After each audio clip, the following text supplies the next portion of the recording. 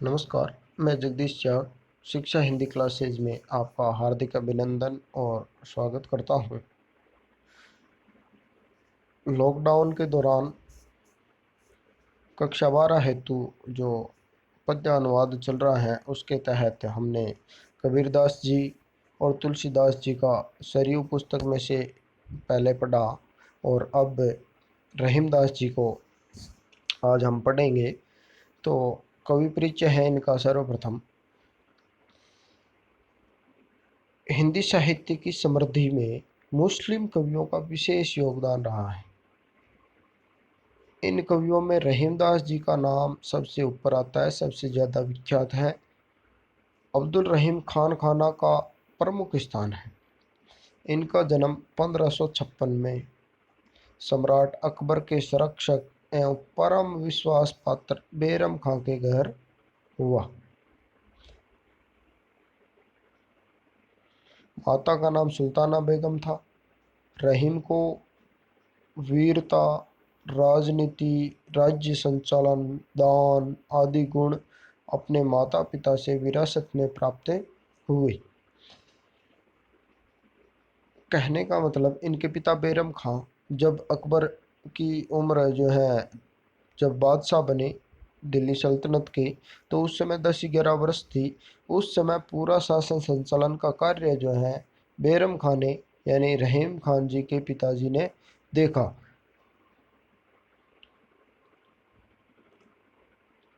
सन 1562 ईस्वी में बैरम खान की मृत्यु हो गई। उसके बाद रहीम जी की जितनी भी शिक्षा, उस समय रहीमदास जी की उम्र बहुत कम थी, तो रहीमदास जी की शिक्षा दीक्षा का प्रबंध जो है वो स्वयं अकबर ने किया।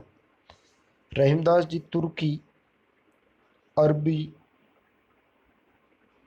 फारसी, उर्दू, हिंदी, संस्कृत इन सब भाषाओं के जानकार थे।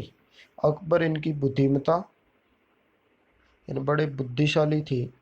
इनकी वीरता, इनसे बहुत ज़्यादा प्रभावित थे और इतने प्रभावित थे कि इनको मिर्ज़ा खान की उपाधि दी, जो केवल और केवल उस समय बादशाह जो है अपने शहजादों को दिया करते थे, राजकुमारों को दिया करते थे।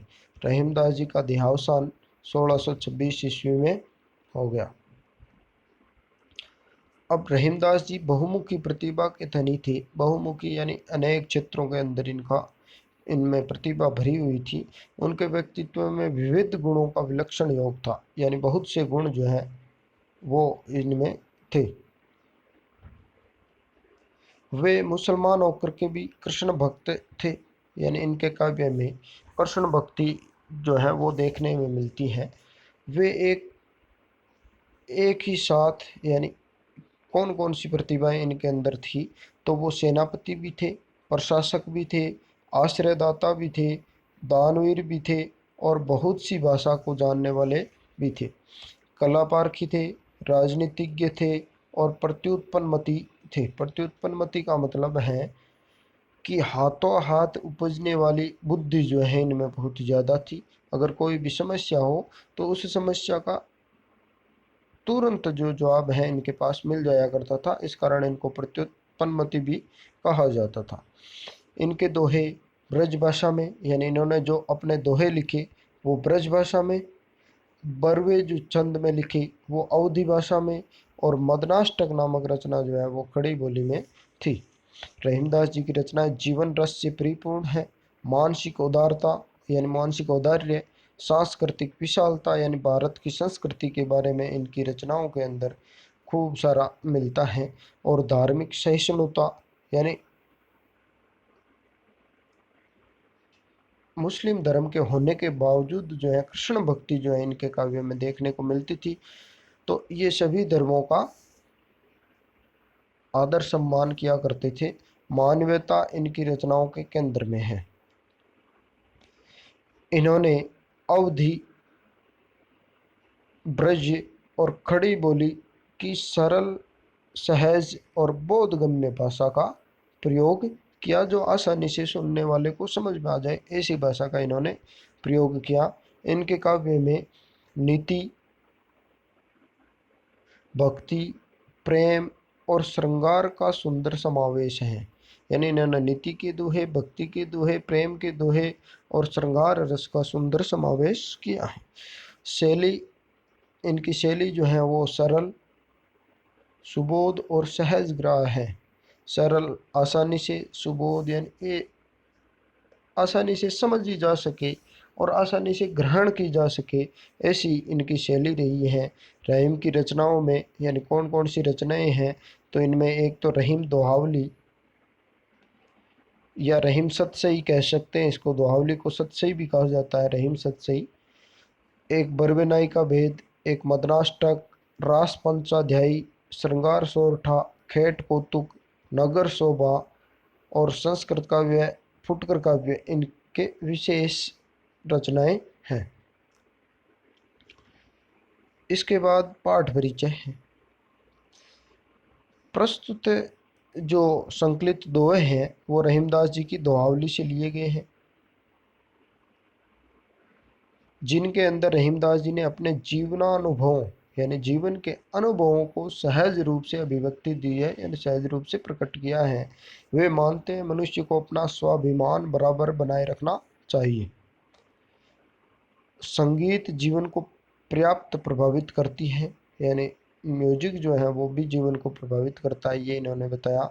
मनुष्य जैसे आचरण वाले लोगों के साथ रहता है वैसा ही बन जाता है, यानी मनुष्य स्वभाव जो है जैसे लोगों के साथ रहता है वैसे वैसा बन जाता है।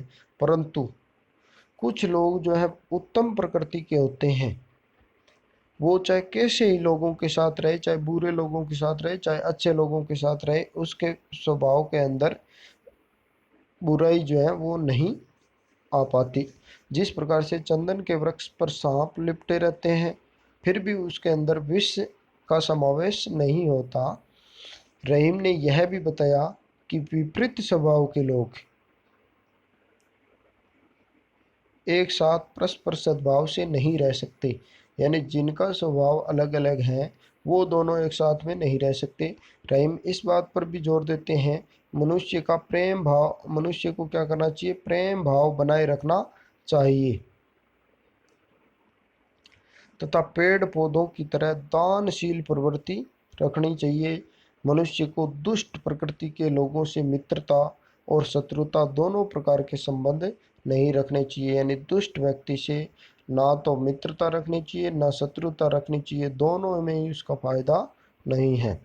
वस्तुतः रहीम के दोहे जीवन की पाठशाला है, यानी जीवन में क्या करना चाहिए क्या नहीं करना चाहिए ये सिखाने वाली पाठशाला है, जिनमें धर्म, नीति, व्यवहार, राजनीति आदि जीवनोपयोगी विषय जो है इन्होंने अभिव्यक्त किए हैं। अब इनके दोहे जो हैं जिनका पद्य अनुवाद या व्याख्या कह सकते हैं वो भी एग्ज़ाम में आने की संभावना है, तो वो भी पढ़ते हैं।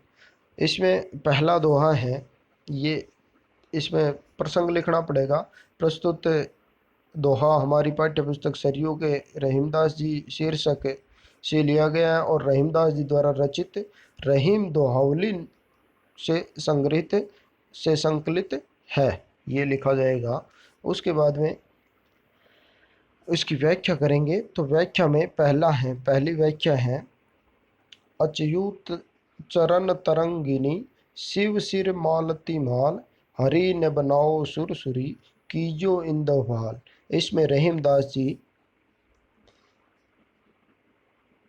गंगा माता की स्तुति करते समय जो गंगा माया से कह रहे हैं वो ये है कि अच्युत चरण तरंगिनी, यानी हे गंगा माँ आप, अच्युत का मतलब है विष्णु, यानी विष्णु के चरणों को धोने वाली है। शिव सिर मालती माल, और शिव जी के सिर पर मालती माला के समान, मालती सफ़ेद पुष्प होते हैं उनकी माला के समान शोभायमान रहने वाली हैं। तो जब मैं गंगा मैया की स्तुति कर रहा हूँ तो मुझे हरि ने बनाओ, यानी मुझे भगवान श्री कृष्ण या भगवान नारायण विष्णु मत बनाओ, सुरसुरी यानी हे गंगा मैया, मुझे भगवान विष्णु मत बनाना। कीजो इंदव भाल, मुझे तो इंदव भाल का मतलब है जिनके सिर के ऊपर चंद्रमा रहता है वही कीजिए, यानी मुझे शिव बनाइए, ताकि आप मेरे चरणों में न रहते हुए मैं आपको अपने शीश पर विराजमान कर सकूं। ऐसी दया जो है मुझ पर करना। अगला है, अमी प्यावत मान बिनु रहीमन मोहि न सुहाय, मान सहित मारिबो भलो जो विष दे बुलाए। इसमें रहीमदास जी कहते हैं कि अमी प्यावत मान बिनु, यानी मान सम्मान के बिना अगर अमी, अमी का मतलब है कोई अगर अमृत भी पिलाता है तो रहीमन मोहि न सुहाय, रहीमदास जी कहते हैं मुझे बिल्कुल भी अच्छा नहीं लगता। मान सहित मरीबो भलो, और अगर मुझे मान सहित कोई मारना भी चाहे तो मैं मरना अच्छा समझता हूँ। चाहे मान सहित बुला करके अगर कोई मुझे विष देता है तो वो विष लेकर के मैं मरना जो है वो चाहूँगा, बिना मान के अमृत से। कहने का मतलब अगर मान है तो मैं विष पीने के लिए भी तैयार हूँ, और अगर मान सम्मान नहीं है तो मुझे अगर कोई अमृत भी अगर पिलाना चाहे तो मुझे वो अच्छा नहीं लगेगा। अगला है, कदली सीप भुजंग मुख स्वाति एक गुण तीन, जैसी संगति बैठिए तेसो ही फल दीन। कदली का मतलब है केला, शीप, शीप, भुजंग मुख यानी सर्प का मुख, स्वाति एक गुण तीन, यानी स्वाति नक्षत्र की एक बूंद, स्वाति नक्षत्र की एक बूंद जिसके तीन गुण हैं अलग अलग इनके संबंध में। जैसी संगति बैठी है, यानी ये स्वाति नक्षत्र की एक बूंद जैसी संगत में बैठेगी, जैसे अगर कदली यानी केले के संबंध में अगर यानी केले के साथ बैठेगी तो वो कपूर बन जाएगी। सीप के साथ में बैठेगी यानी सीप के अंदर वो एक बूंद चली जाए तो वो बूंद जो है वो क्या बन जाती है, मोती बन जाता है। और भुजंग के मुख में यानी सर्प के मुख में अगर वही बूंद स्वाति नक्षत्र की एक बूंद जो है चली जाए तो वो विष बन जाती है। उसी प्रकार से ये एक ही बूंद जो है जैसी संगत में बैठेगी तैसो ही फल देगी।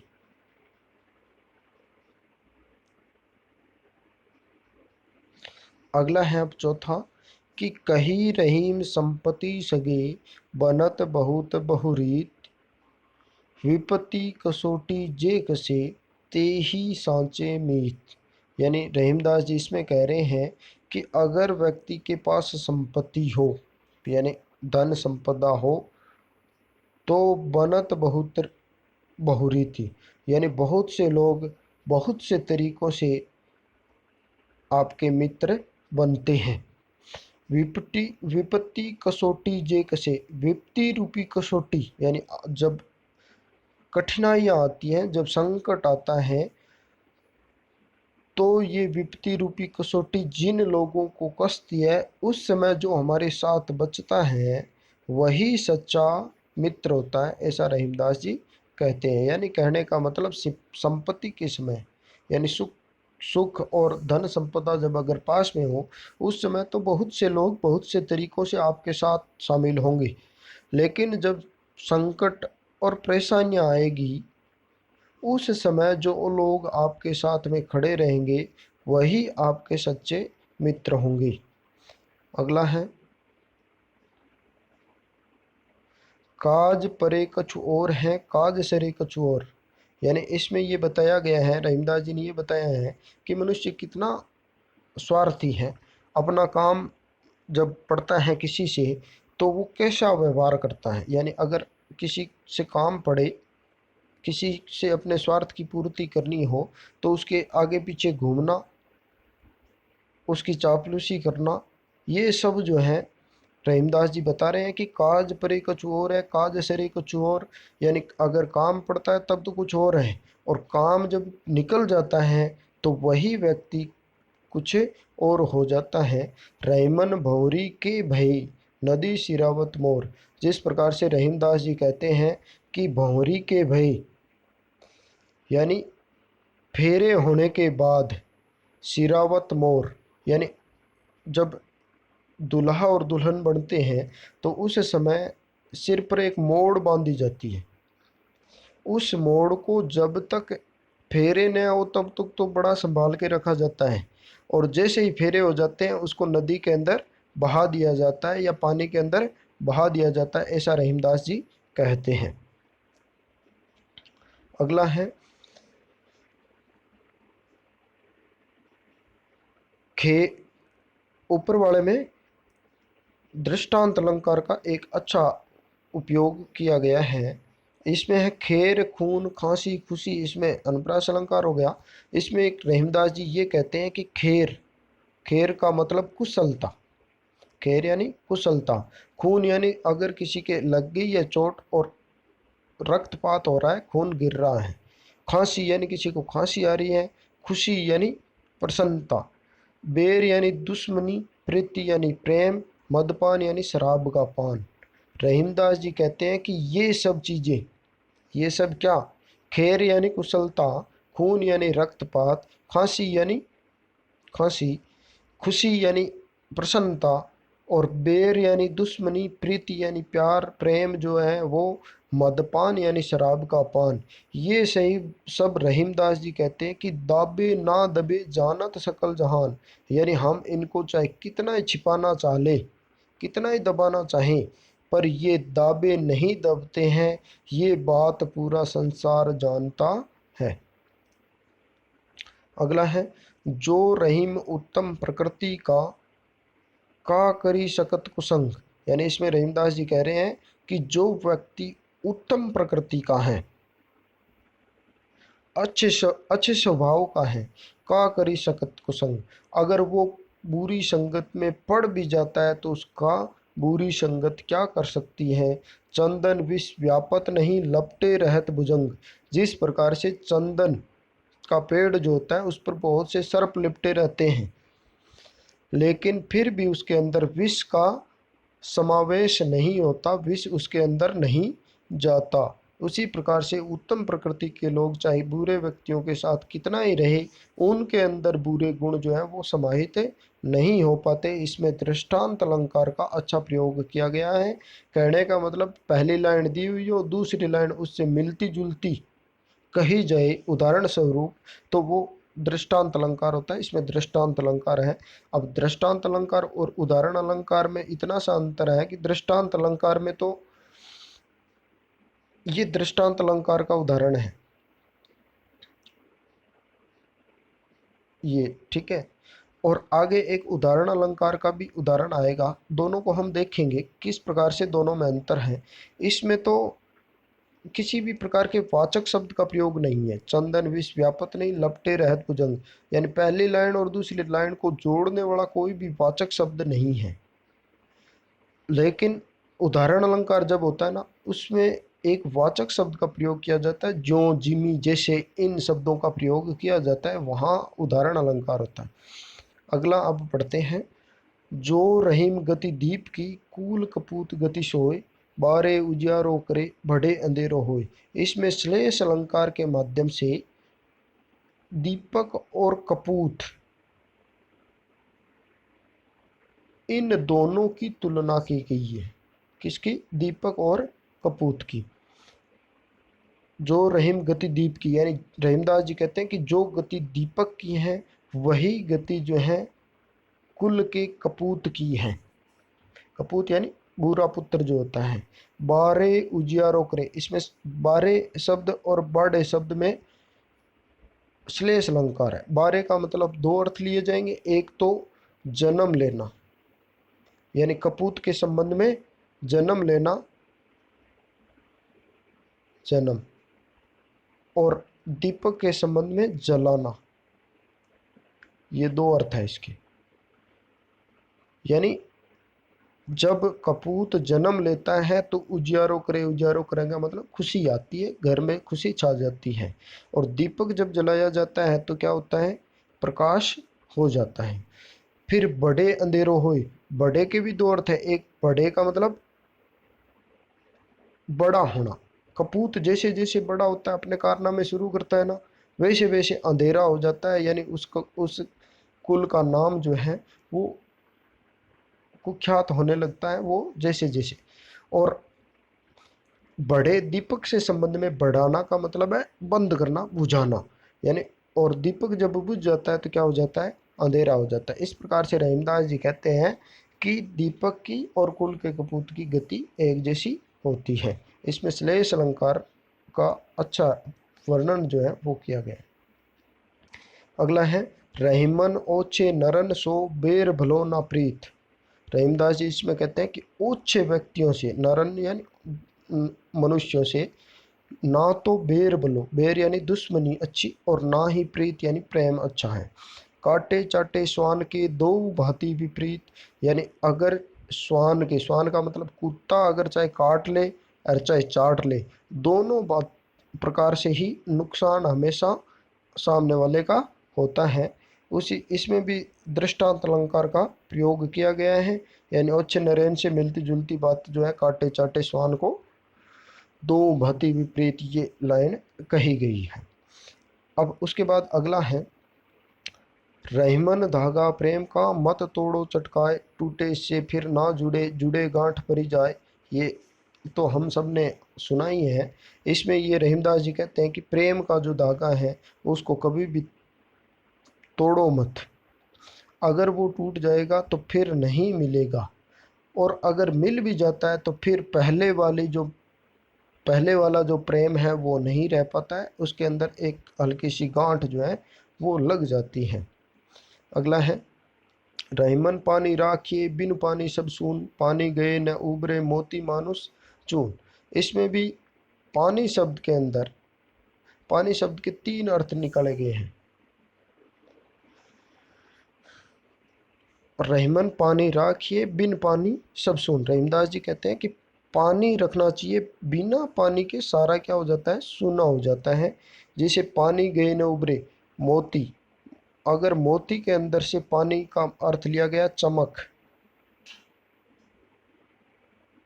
अगर मोती में से चमक चली जाए तो उसका महत्व खत्म हो जाता है। मानुष के संबंध में इज्जत मान सम्मान लिया गया है, तो मानुष के संबंध में अगर मनुष्य के अंदर से इज्जत चली जाए तो वो मनुष्य किसी काम का नहीं। चून का मतलब है आटा, और आटे में अगर में से पानी निकाल लिया जाए तो सूखा आटा जो है वो हमारे ज़्यादा काम नहीं आ पाता है। यही बात रहीमदास जी ने कही है श्लेष अलंकार के माध्यम से, कि पानी के जाने के बाद में मोती, मनुष्य और चून, किसी का भी कोई विशेष महत्व नहीं रह जाता। अगला है, प्रीतम छवि नैनन बसी पर छवि कहाँ समाए, बरी सराय रहीम लखी पथिक आप फिर जाए। यानी इसमें रहीमदास जी कहते हैं कि नायिका के नेत्रों में अपने प्रियतम की छवि जो है वो बस गई है। अब पर छवि, यानी अब पर छवि का मतलब दूसरों की छवि कहाँ समाए, यानी नेत्रों के माध्यम से एक ही मन है, उसमें अपने प्रियतम की जो छवि है वो बस गई है, दूसरे की छवि कहाँ समाए। जिस प्रकार से इसमें उदाहरण के द्वारा समझाया गया है, यानी दृष्टांत अलंकार है कि भरी सराय रहीम लखी पथिक आप फिर जाए। जिस प्रकार से रहीमदास जी कहते हैं कि अगर सराय, सराय का मतलब है धर्मशाला, भरी हुई हो और कोई पथिक आता है उसको देखता है, जब भरा हुआ देखता है तो वो क्या करता है, अपने आप चला जाता है। उसी प्रकार से प्रीतम के मन नेत्रों में भी एक की छवि बस गई है, अब कोई अन्य जो है वो वहाँ बस नहीं सकता, अन्य किसी की छवि वहाँ नहीं रह सकती। ये रहीमदास जी ने इसमें श्रृंगार रस और दृष्टांत अलंकार के द्वारा समझाया है। अगला है, यो रहीम, यो रहीम जस होत है उपकारी के संग, बांटन वारे के लगे जो मेहंदी को रंग।